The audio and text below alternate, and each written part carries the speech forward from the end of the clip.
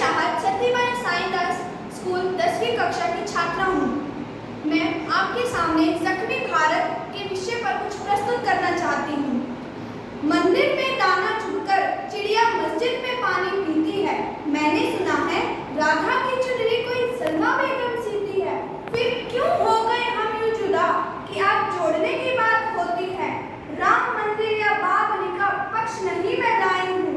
मेरा भारत चीख रहा है, चीख सुनाने आई हूँ, चीख सुनाने आई हूँ।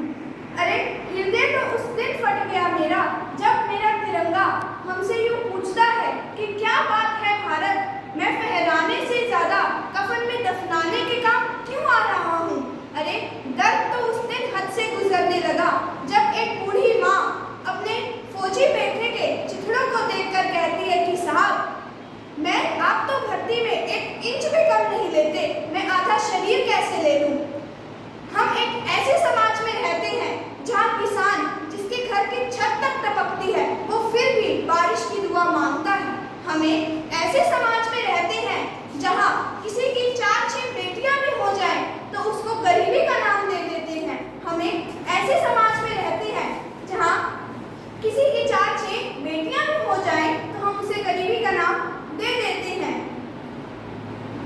लोग इतने धार्मिक हो गए हैं कि पत्थर की मूर्त को तो वे 56 भोग लगाते हैं, परंतु वहां पर भूखे नंगे लोग सो जाते हैं।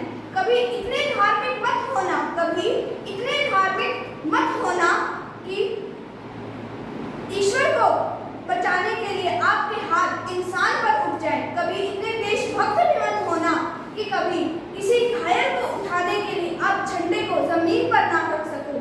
कभी इतने देशभक्त भी मत होना कि किसी घायल को उठाने के लिए आप झंडे जमीन पर ना रख सको। हम एक ऐसे समाज में रहते हैं जहां आदमी आधी रात तक बाहर अपनी अश्लीलता दिखाते हैं, परंतु वे घर में रहती अपनी औरत को 7 इंच के घूंघट में रखना चाहते हैं, परंतु वे अपने घर में रहती औरत को 7 इंच के घूंघट में रखना चाहती हैं। हम एक ऐसे समाज में रहते हैं जब माँ के हर काम को ना कर ना बोलने वाले के मुंह पर एसिड फेंकने के उद्देश्य से हम घर से निकलते हैं। जहाँ पर माँ के हर काम को ना बोलने वाले के मुंह पर एसिड फेंकने के उद्देश्य से हम घर से निकलते हैं। हम एक ऐसे समाज में रहते हैं जहाँ चपरासी भी 10वीं पास होना चाहिए, लेकिन देश चलाने वाला वो अंगूठा छाप भी चलेगा, लेकिन देश चलाने वाला वो अंगूठा छाप भी चलेगा। राष्ट्र का निर्माण तब होगा, राष्ट्र का निर्माण तब होगा जब एक शिक्षक बनना मजबूरी नहीं समझा जाएगा, जब एक शिक्षक बनना मजबूरी नहीं समझा जाएगा।